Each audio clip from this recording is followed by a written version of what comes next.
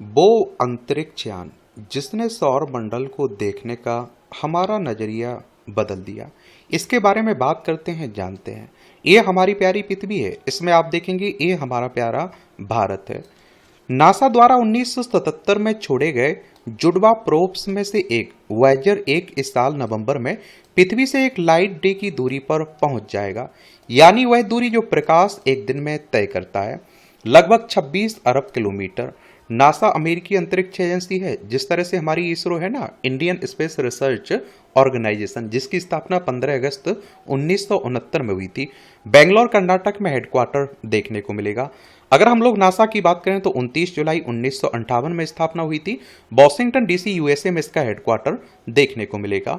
Voyager 1 पहले ही किसी भी मानव निर्मित वस्तु से ज्यादा दूर जा चुका है, लेकिन उससे भी ज्यादा उल्लेखनीय बात यह है कि नासा अब भी इस प्रोब से खबरें सुन रहा है। 5 साल तक चलने के लिए बनाए गए वॉयेजर 1 और 2 लगभग 50 साल बाद भी अंतरिक्ष में काम कर रहे हैं और खगोलविदों को ब्रह्मांड के बारे में अनमोल जानकारी दे रहे हैं। यह सब उस तकनीक पर चल रहा है जो आज के समय में बेहद पुरानी लगती है।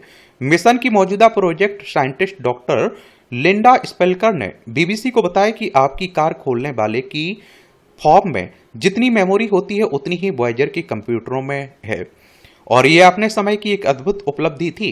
महायात्रा वॉयेजर मिशन इंसानों के सौरमंडल की खोज में आगे बढ़ते कदमों का नतीजा था। लॉन्च से 15 साल पहले ही नासा ने 1962 में मैरिनर 2 के जरिए शुक्र ग्रह तक पहली सफल यात्रा शुरू कर ली थी। 3 साल बाद मैरिनर 4 मंगल के पास से गुजरा और पृथ्वी से बाहर किसी ग्रह की पहली नजदीकी तस्वीर ली।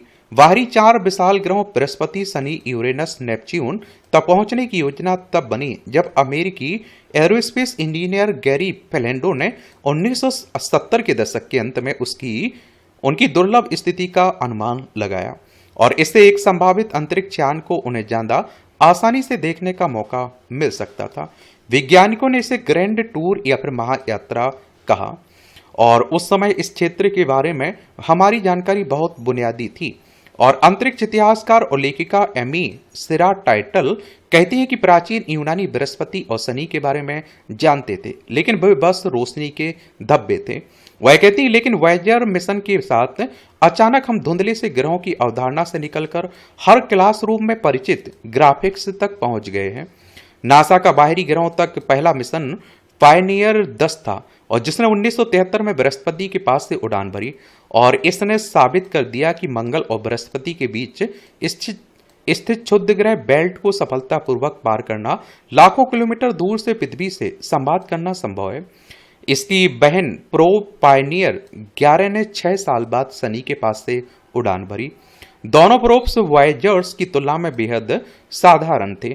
1969 में अमेरिका ने सोवियत संघ से आगे निकलकर चांद पर उतरने में सफलता पाई। इसके बाद नासा को भविष्य के मिशनों के लिए राजनीतिक समर्थन फंडिंग में गिरावट का सामना भी करना पड़ा। वॉयेजर के ग्रैंड टूर की मूल योजनाओं को बदलकर सिर्फ 2 बाहरी ग्रहों की यात्रा तक सीमित करना पड़ा। हालांकि पर्दे के पीछे वैज्ञानिक चुपचाप वॉयेजर को और आगे जाने के लिए तैयार कर रहे थे। डॉक्टर एलन कमिंग्स अब भी वॉयेजर मिशन पर काम कर रहे हैं। एक खगोल भौतिकविद हैं। वह स्वीकार करते हैं कि आधिकारिक तौर पर हम बृहस्पति और शनि तक 5 साल के मिशन के लिए प्रोब्स डिजाइन कर रहे थे, लेकिन मान लीजिए हमने उन्हें थोड़ा ज्यादा टिकाऊ बनाया था, सिर्फ एहतियातन। एक जैसे बनाए गए अंतरिक्ष यान में से वॉयेजर 2 अगस्त 1977 में और वॉयेजर 1 अगले महीने लॉन्च हुए। उन्हें अलग अलग रास्तों पर भेजा गया था और उसी साल के अंत तक वॉयेजर 1 ने अपने जुड़वा को पीछे छोड़ दिया था। वॉयेजर ने दिखाए नए संसार।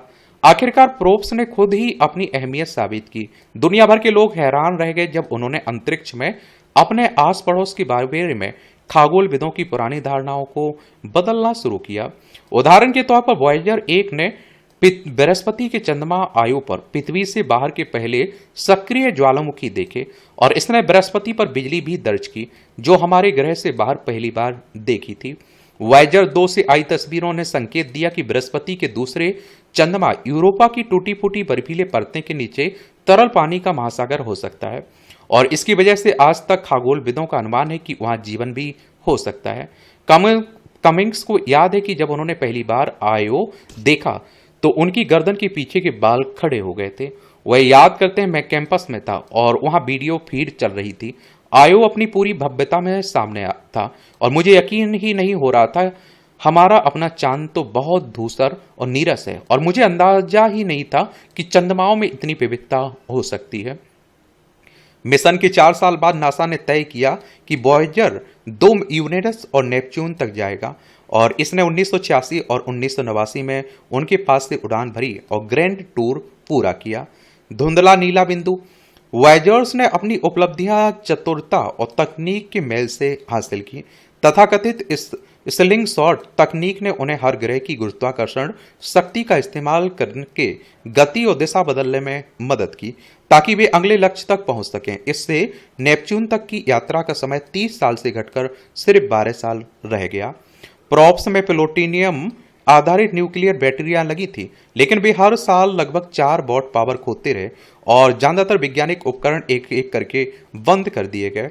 1990 में जब वॉयेजर एक नेपच्यून से भी आगे निकल चुका था और उसका कैमरा स्थायी रूप से बंद होने वाला था, उसने पीछे मुड़कर पृथ्वी की एक तस्वीर ली। हमारा ग्रह अंतरिक्ष की विशालता में एक छोटा सा धुंधला नीला बिंदु दिखाई दिया और यह विचार दिवंगत खगोलविद कार्ल सागन का था। स्पेकुलर याद करते हैं कि कार्ल सागन ने कहा था कि इस पेल ब्लू डॉट पर हर इंसान है जो कभी जिया है, हर इंसान है जिसे आपने कभी जाना है।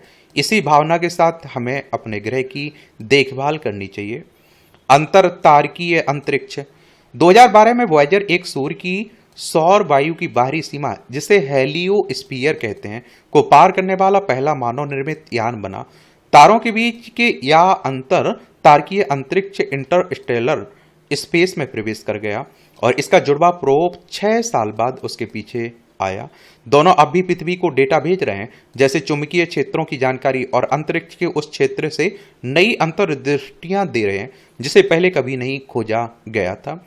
डॉक्टर बिल कुर्थ वॉयेजर की एक अब भी चल रहे अनुसंधान पर काम कर रहे हैं। वह कहते हैं कि अभी वॉयेजर की ही एकमात्र उपकरण है जो अंतर तारकीय माध्यम का मौके पर अवलोकन कर रहा है। समुद्र को समझना हो तो उसमें उतरकर ही जाना जा सकता है। नासा का अनुमान है कि 2030 के दशक तक दोनों प्रोब्स में कम से कम एक वैज्ञानिक उपकरण चलता रहेगा।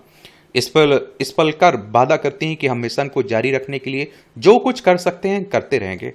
हम ऑफ बटन नहीं दबाएंगे, बल्कि वॉयेजर खुद तय करेगा कि कब रुकना है। एक अविश्वसनीय खोज।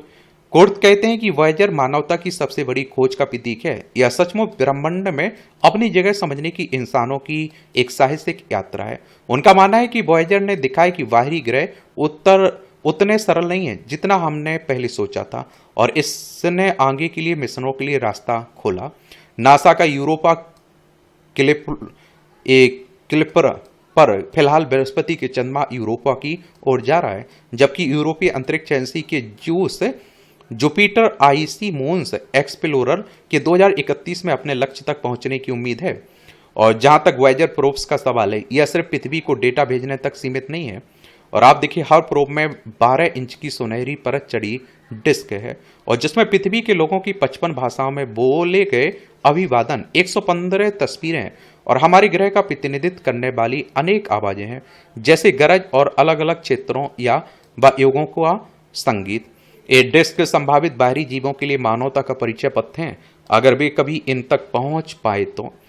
स्पेकुलर कहती हैं कि यह किसी अन्य बुद्धिमान प्रजाति के लिए एक अविश्वसनीय खोज होगी जो शायद वापस आकर देख सके कि पृथ्वी कैसी है। उनको लगता है कि सोने से बनी वह रिकॉर्ड डिस्क शायद 1 अरब साल तक टिक सकती है और मानवता से भी ज्यादा समय तक बनी रह सकती है। और अगर वे बाहरी जीव सहयोग से वॉयेजर तक पहुंच जाएं तो उन्हें एक और रहस्यमय संदेश मिल सकता है। 1970 के दशक में कमिंग्स अपने बनाए उपकरणों में से एक पर अपनी शुरुआती अक्षर उकेरने के प्रलोभन से बच नहीं पाए थे और वह मजाक करते हैं, यह अधिकृत नहीं था, लेकिन अब वे मेरे साथ क्या कर सकते हैं। देख रहे हैं आप लोग। बाकी आप लोग क्या सोचते हैं, अपनी राय जरूर बता सकते हैं। देखिए, ये आप लोगों को अमेरिका देखने को मिल जाएगा, वॉशिंगटन डीसी की राजधानी आपको देखने को मिल जाएगी। धन्यवाद।